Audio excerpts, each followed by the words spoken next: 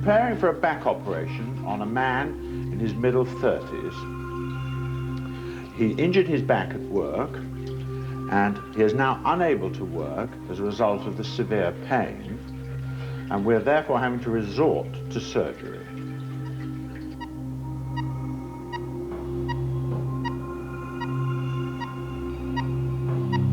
It wasn't a sudden injury, and his job did not particularly call for heavy manual work. He's just one of thousands of people every day who are damaging their backs without knowing it. I'm now going to expose his spine, remove his slip disc, and repair the damage as best I can.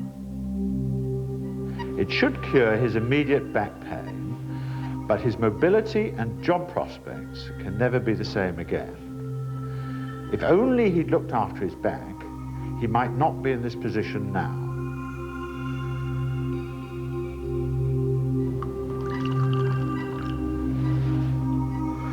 We must all realize that this is the danger point.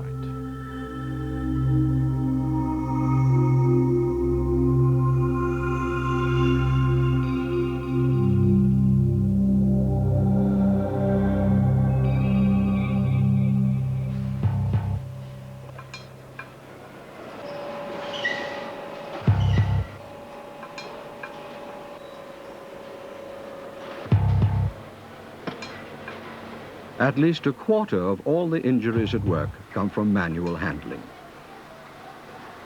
We're losing 50 million working days every year from back injuries alone. No wonder we call it the danger point. And don't kid yourself that it can't happen to you.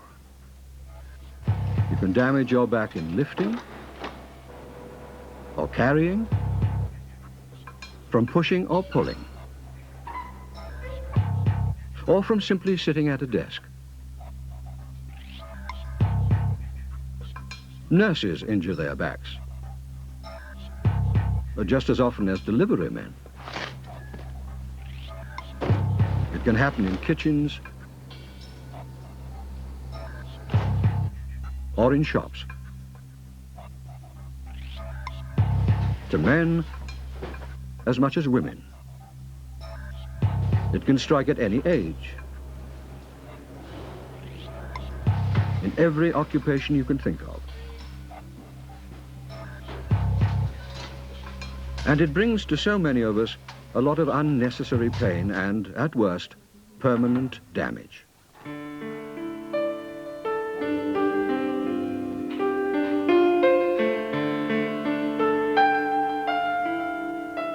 All these patients undergoing physiotherapy have injured their backs. Some are minor injuries that will respond to skillful treatment.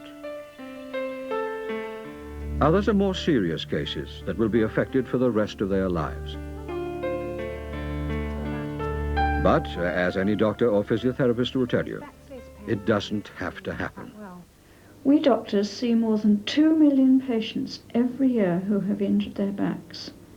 And that's mainly because people just don't realize that the back is one of the weakest parts of the body. The spine is a bit like this kebab, where the tomatoes and mushrooms represent the bones, and the bits of meat in between are the discs. The discs in the spine act as shock absorbers, protecting the back from damage as we move around. Under light loads, the discs can do their job without any trouble, but as the load increases, the discs become squashed.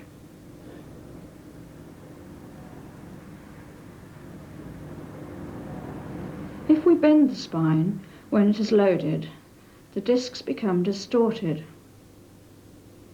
And if we keep on repeating that action, we reach the danger point where we can actually damage the spine.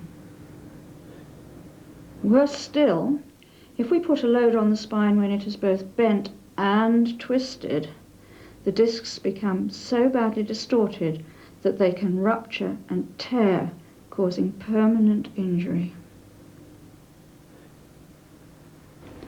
A bulging disc pressing on the nerves of the spine can cause lasting and excruciating pain. Many of the patients that we see have damaged their backs in this way. So let's see what happens to the spine in some of the things that we do at work. This operator is having to bend low over the object he's picking up. His spine is now bent well beyond its normal curve. As the weight of the load is transferred down the spine, the discs are being squeezed out of shape. And if this action is repeated again and again, the discs will become permanently distorted. So lifting when your back is bent puts you right at the danger point. On this packing line, the loads being handled are quite light. But the operator is bending and twisting her body at the same time. So her spine, too, is bent and twisted. This produces the worst kind of wear and tear on the discs. Repeated maybe hundreds of times a day, it will inevitably lead to pain and injury. Once again, we've hit the danger point. This fitter is working in a confined and cluttered space. So he has to reach out and lift at arm's length with a bent back. And that can increase the force on the lower back by 10 times. It's like putting a crowbar under your spine and levering it apart. The further away from your body you lift, the greater the force your back has to endure. It doesn't take much of a load to put it in danger. But you don't have to be lifting loads to damage your back. This secretary, crouching over her desk, is distorting the natural curve of her spine. She's ducking her head to read her notes and twisting it to see the VDU, putting strain on the neck and shoulders.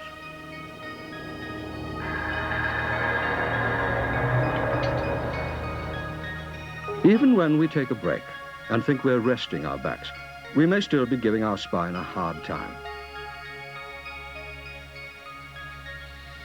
As we bend or sag, our spine does the same, forcing our body weight into the lower back at its weakest spot.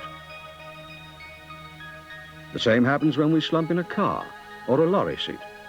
Without proper support for the lower back and stuck in the same position for hours at a time, we are punishing our spine.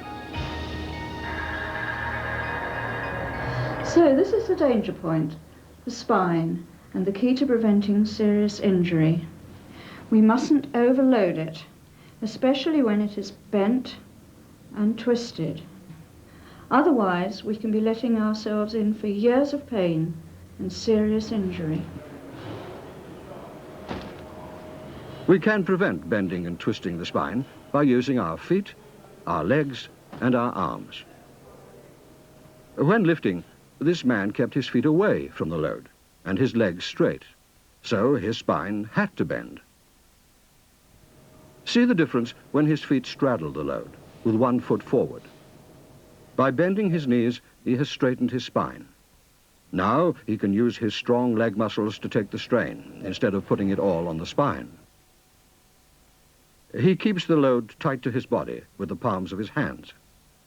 He has used his feet, legs, and arms to protect his spine. In this case, the operator bends and twists her body the whole time because she never moves her feet or bends her legs. So this is what it does to her spine. And if this stiff and rigid movement is repeated hundreds of times a day, it's bound to cause damage. Now, see what happens when she turns her feet to avoid twisting her body and bends her legs to lower the load.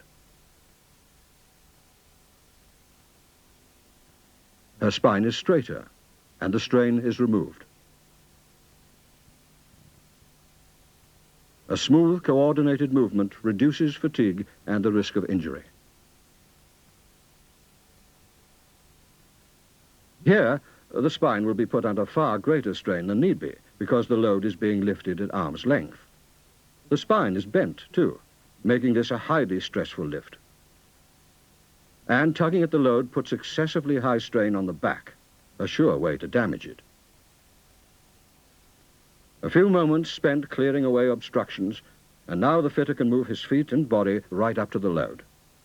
That dangerous levering effect has gone, and the legs can be bent to straighten up the spine.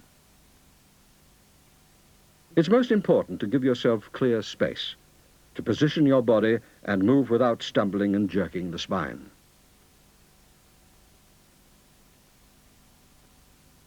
Whenever we sit in a fixed position with bad posture and no support for the lower back, our spine suffers.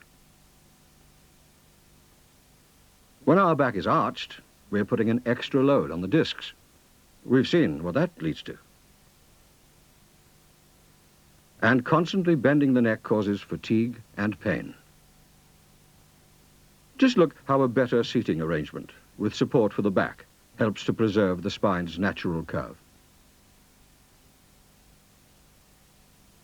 And repositioning the VDU and her working papers has saved bending and twisting the neck. Using a footrest can also help to relieve strain. A good upright posture can prevent many a back problem.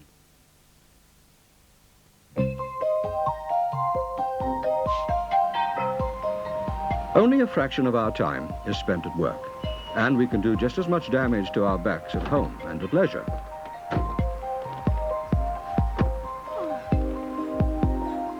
It's gonna rain.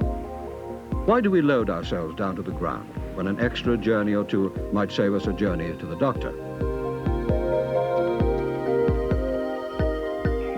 And how often, in the name of pleasure, do we bend our backs till they creak instead of bending our legs?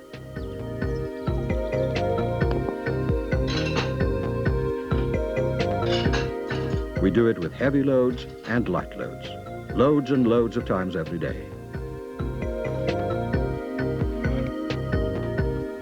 Or choose the highest shelf for the things we use the most.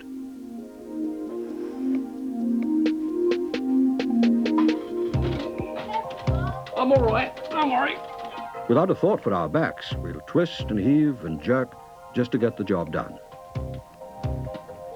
Right, Terry, we've got the noose and an old farmer that built up. And when it's done, we'll crouch and slouch for hours on end when a bit of sensible exercise would help to relax and strengthen our backs.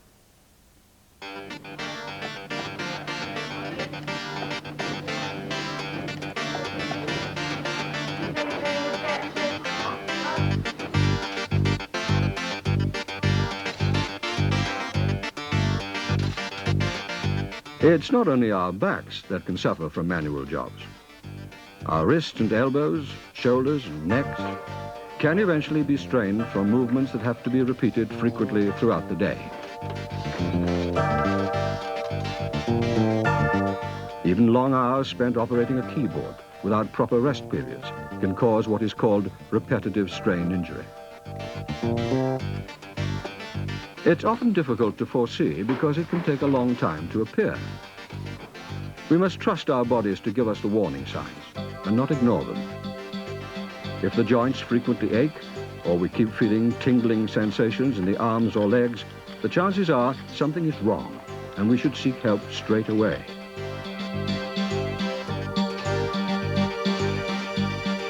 Take your supervisor into your confidence.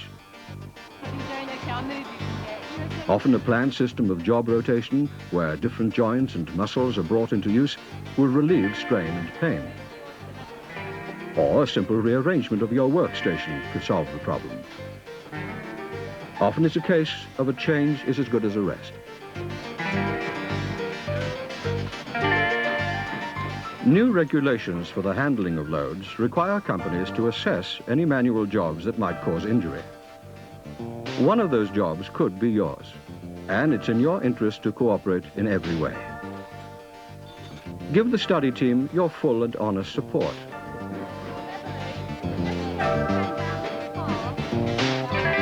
Tell them of any difficulties you may experience, because it's your back and your future health that they are interested in.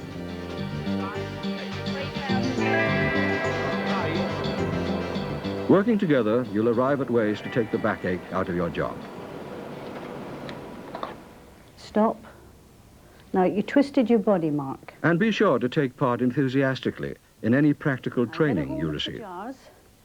Lift it up, move your feet, and then bend your knees, and then you haven't twisted your body. Back straight. Does it hurt all around here? Yes. Your company genuinely cares about your health. You wouldn't be watching this now if it didn't. I just want to move it around a little bit. You may already have mechanical aids to help you lift and carry in your job, and more are appearing all the time. Learn how to use them properly to save yourself any risk of injury. And because the one you need may be in use, don't try to go it alone. Impatience and haste have caused many a mishap. That won't help you or your company. There is so much that you can do for yourself now to reduce the chances of hurting your back, at work or at home. See if you can break loads down into smaller lots and never overload yourself to save time or an extra journey. Make sure you have room to lift safely, to carry without stumbling, and to put down safely. Jerking can put enormous forces on your spine. Take special care when carrying up or down stairs.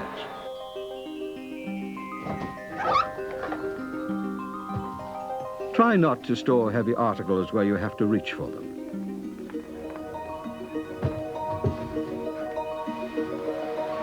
And use every means to reduce the lifting height.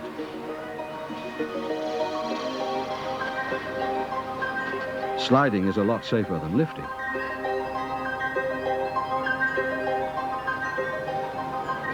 Check every load before you lift, whether it's unstable or slippery, or just too heavy. And if you have the slightest doubt, get help. But make sure you both know what you're doing and move smoothly and together. Above all, think before you lift. Just think about that kebab again.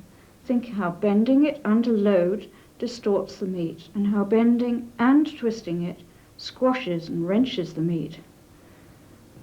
And then think about it as your spine and how you can prevent that damage from happening. Think how to use your feet to straddle a load, your knees bent to keep your back straight, your arms to pull the load into your body, and your legs to take the strain instead of your spine. Think about sitting without slouching, keeping your spine relaxed but upright. Think about turning with your feet instead of twisting your spine.